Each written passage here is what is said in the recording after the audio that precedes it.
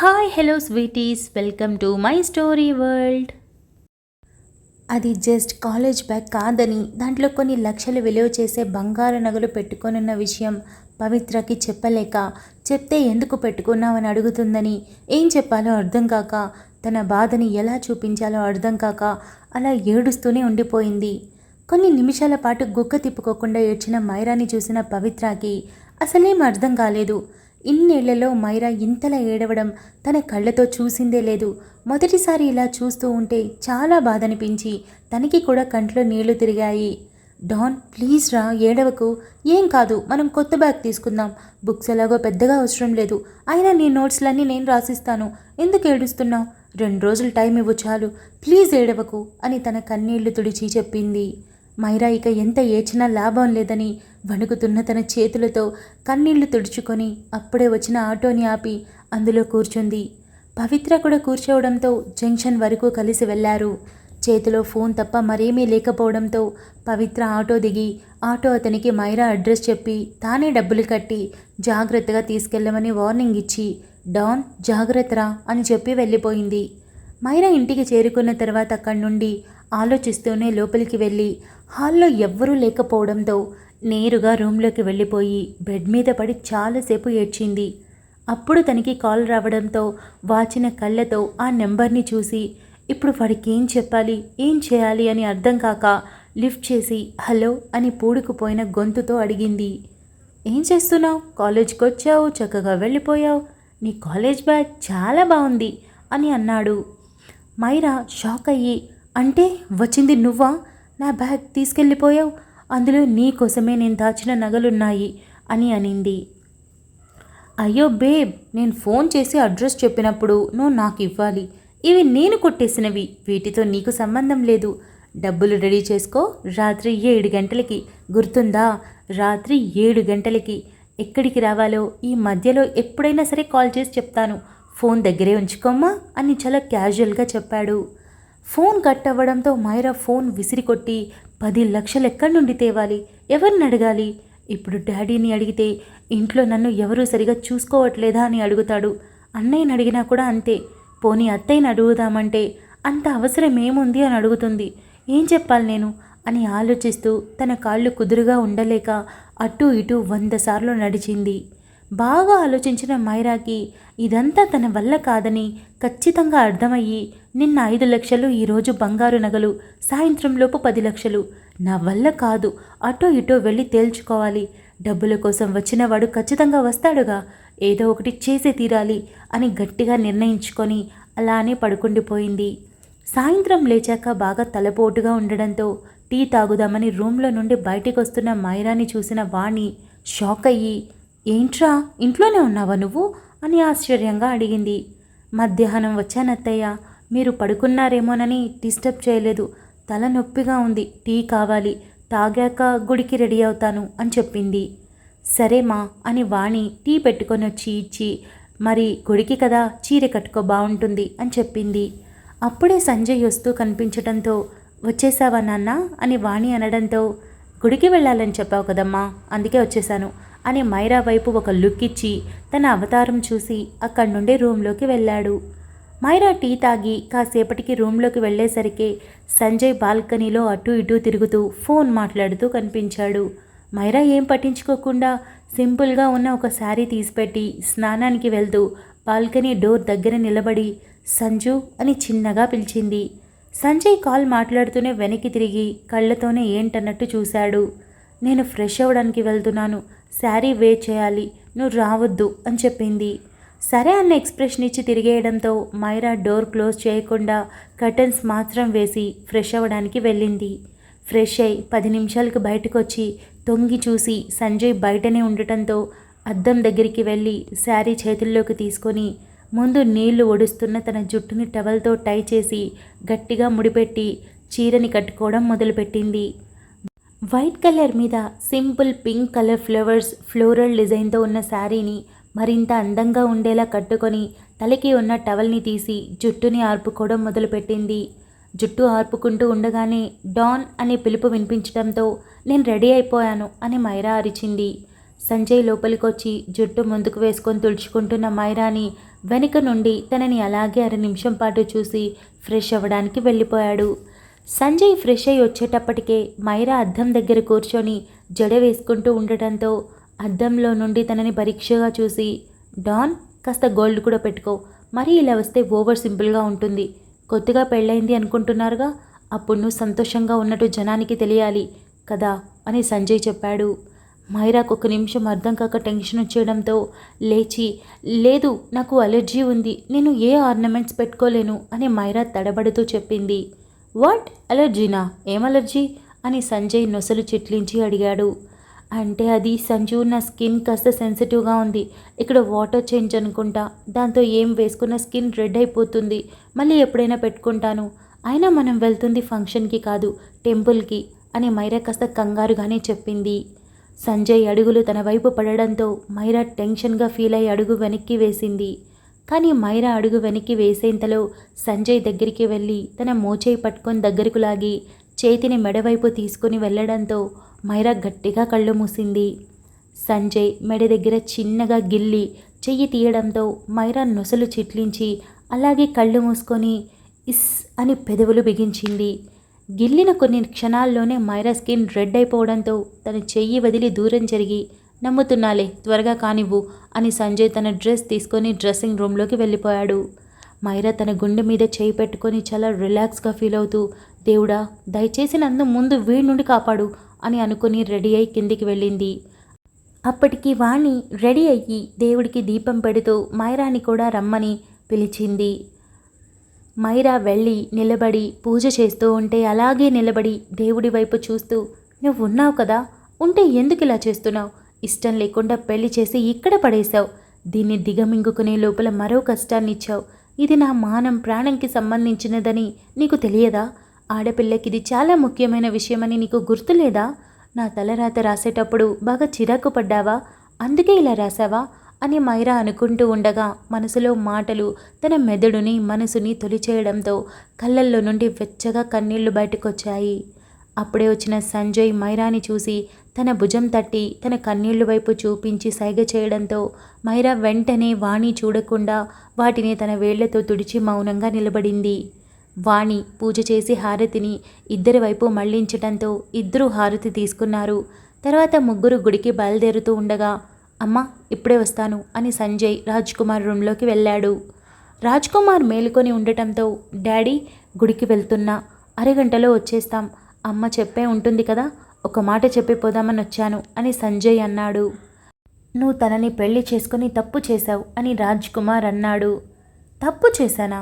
చేసుకోమని చెప్పిందంతా మీరే కదా, ఈ పెళ్లి కోరుకున్న వాళ్ళల్లో నువ్వు కూడా ఒకడివి అనే విషయం మర్చిపోయావా అని సంజయ్ అన్నాడు.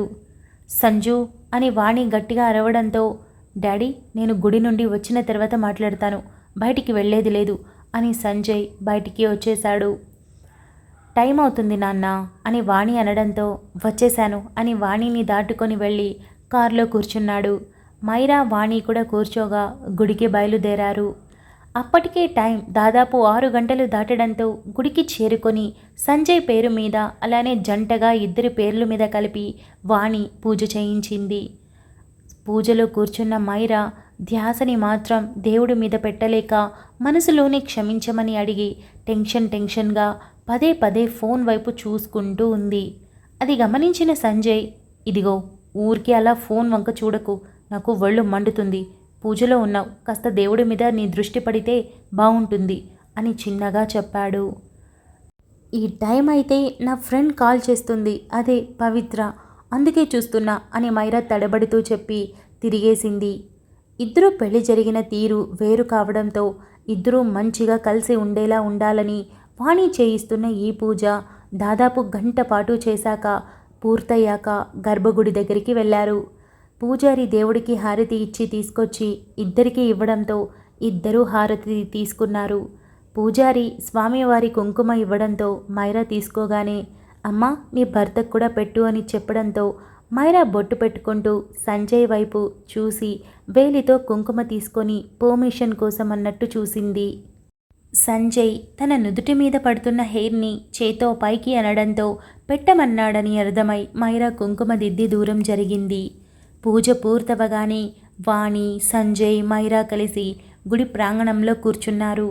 కూర్చొని స్వామివారిని చూస్తూ మనసులో తలుచుకుంటూ ఉండగా మైరా ఫోన్ మోగడంతో మైరా గుండె జల్లుమని ఫోన్ వైపు చూసింది. నెంబర్ చూడగానే ఇది ఖచ్చితంగా వాడి దగ్గర నుండే అని అర్థమవ్వడంతో, అత్తయ్య, నా ఫ్రెండ్ ఫోన్ చేస్తుంది, ఒక్క నిమిషం అని సమాధానం కోసం ఎదురు చూడకుండా లేచి దూరంగా వెళ్ళి లిఫ్ట్ చేసింది. ఎక్కడ బేబ్, ఈరోజు చాలా బిజీగా ఉన్నా, నిన్ను ఫాలో అవ్వడం అస్సలు కుదరలేదు. కానీ నిన్ను చూడకుండా కూడా ఉండలేను, నీ దగ్గరికి రాలేను. కనుక నువ్వే నా దగ్గరికి వస్తే బాగుంటుంది. అదే 10 లక్షలతో. మొన్న ఎక్కడికైతే వచ్చావో అక్కడికే రా. చీకటిగా ఉంది, భయం వేస్తుందేమో నాన్న. నేను తోడుగా ఉంటాను, నువ్వు అస్సలు దిగులు పడకు. మొన్నట్లా దాక్కోను, తప్పకుండా నీకు ఎదురు పడతాను అని అన్నాడు. ఆ మాటకి మైరాకి వెన్నులో వణుకు మొదలై నేను రాలేను అని తడబడిపోతూ టైం గుర్తు చేసుకొని రాత్రి అవుతూ ఉండడంతో చెప్పింది. ఏంటి రిక్వెస్ట్గా మాట్లాడుతుంటే ఎక్కువ చేస్తున్నావు? నోరు మూసుకొని బయలుదేరు. ఎంత ట్రాఫిక్ ఉంది, నువ్వు ఎక్కడున్నావన్నది నాకు అనవసరం. కరెక్ట్గా అరగంటలో నువ్వు ఇక్కడ ఉండాలి. అదే మొన్న డబ్బులు ఇచ్చావు కదా, అక్కడ ఎదురు చూస్తూ ఉంటాను, త్వరగా రా.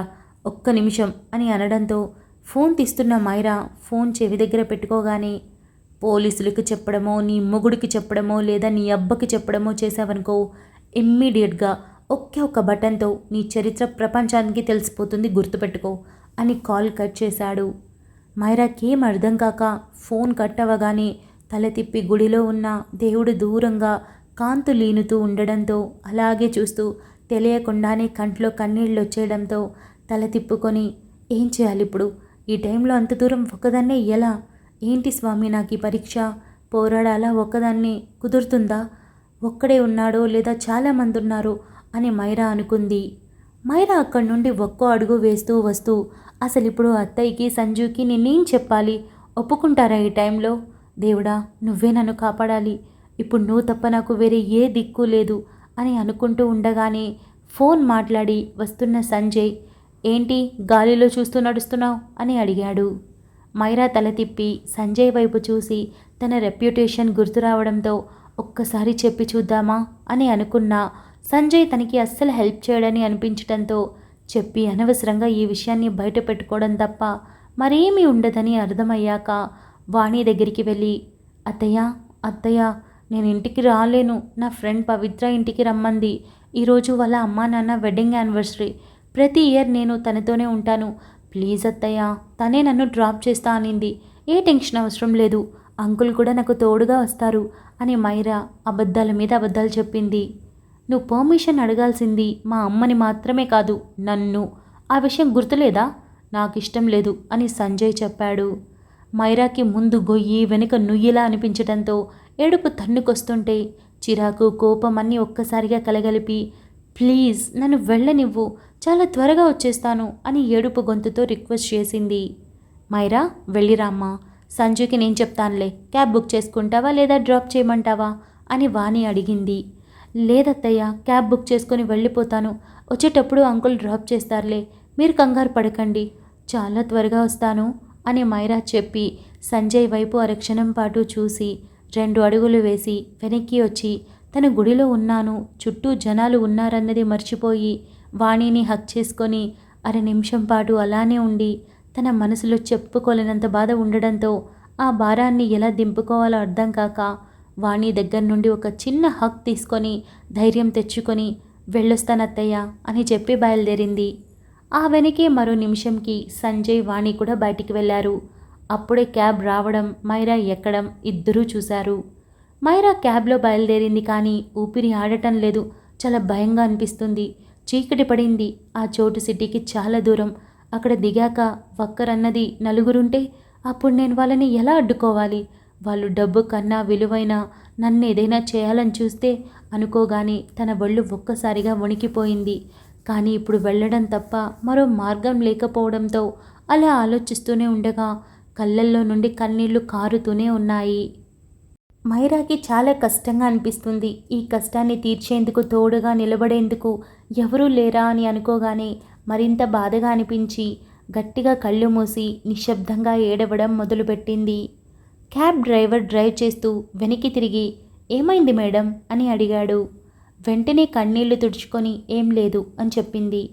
డ్రైవర్ ఇక సైలెంట్ అయిపోవడంతో మైరా చేతుల్లో ఉన్న ఫోన్ వణుకుతూ ఉంటే పోలీసులకి ఫోన్ చేయాలా, చేస్తే వాడికి తెలిసిపోతుందిగా, ఇప్పుడు నేనేం చేయాలి అని దారి పొడుగునా అలా ఆలోచిస్తూనే డెస్టినేషన్కి చేరుకుంది.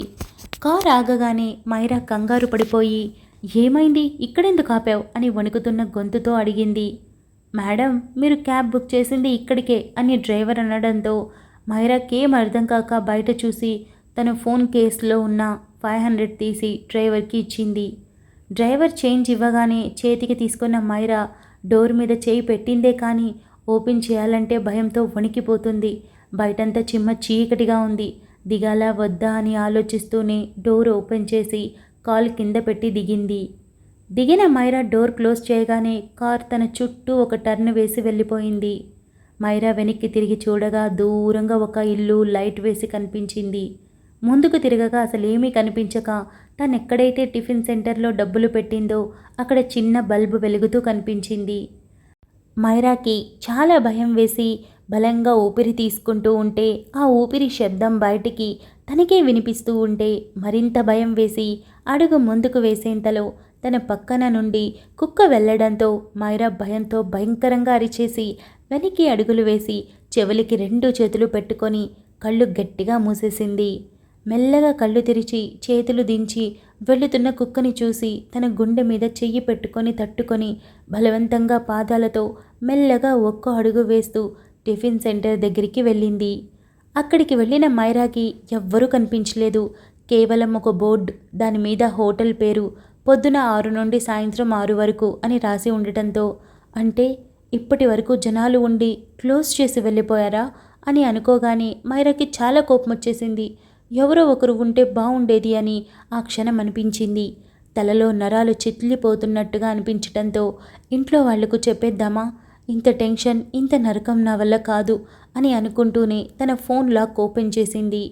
లాక్ తీసిన మైరాకి ఎవరికి కాల్ చేయాలో అర్థం కాలేదు. ఇంట్లో ఉన్న అందరి కాంటాక్ట్స్ మీదకి తను వేళ్ళు వెళుతున్నా కాల్ మాత్రం చేయకుండా ఆగిపోతూ ఉంది. ఆఖరుగా సంజయ్ నేమ్ దగ్గరికి వెళ్ళి చూడగానే ఒక్క క్షణం ఆగిపోయి, సంజు నాకు హెల్ప్ చేస్తాడా, వాడు నేను ఇలాంటి పరిస్థితుల్లో ఉన్నాను అంటే వస్తాను అంటాడా, లేదా నీ చావు నువ్వు చావు అంటాడా అని అనుకుంటూ ఉండగానే హాయ్ బేబ్ అని వినిపించడంతో మైరా కళ్ళు పెద్దవయ్యి గుండె వేగం పెరిగి చేతిలో ఉన్న ఫోన్ చేతులు వణకడంతో కింద పడిపోయింది. Thank you so much for listening guys. Update నచ్చినట్టయితే లైక్ చేయండి, షేర్ చేయండి, కమెంట్ చేయండి, అలానే సబ్స్క్రైబ్ చేసుకోండి. వచ్చేసాను ముచ్చట్లకి. లాస్ట్ అప్డేట్ కమెంట్స్ కూడా చాలా బాగా అనిపించాయి, చాలా ఎక్కువగానే వచ్చాయి, హ్యాపీగా అనిపించింది. Thank you so much.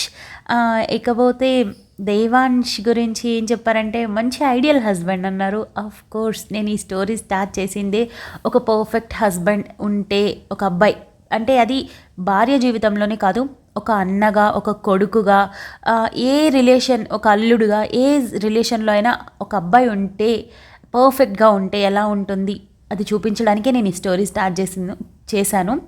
So మీరు అది బాగానే యాక్సెప్ట్ చేశారు, మంచిగా యాక్సెప్ట్ చేశారు యాక్చువల్లీ. ఇకపోతే దేవాన్ష్ కోపంలో అర్థం ఉంది. ఒక 2 days కోపం చూపించి మధుని యాక్సెప్ట్ చేసేయాలన్నారు. అంటే ఇక్కడ మీరు ఇద్దరి వైపు స్టాండ్ తీసుకున్నారు, అంటే ఇద్దరి వైపు నుండి ఆలోచించారు. రియల్ లైఫ్లో కూడా అంతే, ఒక సిచ్యువేషన్ జరిగినప్పుడు కేవలం మన వైపు నుండి కాకుండా అవతల వైపు వాళ్ళు ఎందుకు ఇలా చేశారని ఆలోచించాలి, ఎక్కువగా అదే ఆలోచించాలి. ఊరికే నీకేం చేతగాలేదు ఇలా చేసేసావు అట్లా అనకూడదు. వాళ్ళు ఏ భయం ఏంటో, వాళ్ళు ఏం ఆలోచించారో అది తెలుసుకోవడం ఇంపార్టెంట్. అప్పుడే ఏ రిలేషన్ కూడా బ్రేక్ అవ్వదు. అలా కాకుండా నేను ఇలా ఆలోచించి ఇలా పర్ఫెక్ట్గా చేయాలనుకున్నాను, నువ్వు మొత్తం నాశనం చేసేసావు, నువ్వు అసలు తెలివిలేని దానివి, తిక్కదానివి, ఇలా ఆపోజిట్ పర్సన్ని ఎవరినైనా సరే, అది అమ్మాయి అబ్బాయిని కావచ్చు, అబ్బాయి అమ్మాయిని కావచ్చు అనకూడదు. 2 వైపులా ఆలోచించి అప్పుడు మనం స్టెప్ తీసుకుంటే అసలు చాలా బాగుంటుంది. గొడవలు అనేవి రావన్నమాట, అచ్చం మన దేవాన్ష్ లాగా. ఇక దేవాంశ్ మధుని ఎలా యాక్సెప్ట్ చేస్తాడన్నది మనం ఫర్దర్గా పార్ట్స్లో చూద్దాము. ఇంకా ఇంకొక సెకండ్ రేపు కాకుండా ఎల్లుండి పార్ట్లో చూస్తామన్నమాట.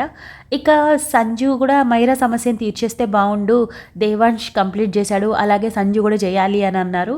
సంజు చేయాలంటే మైరా చెప్పాలి ఫస్ట్ థింగ్.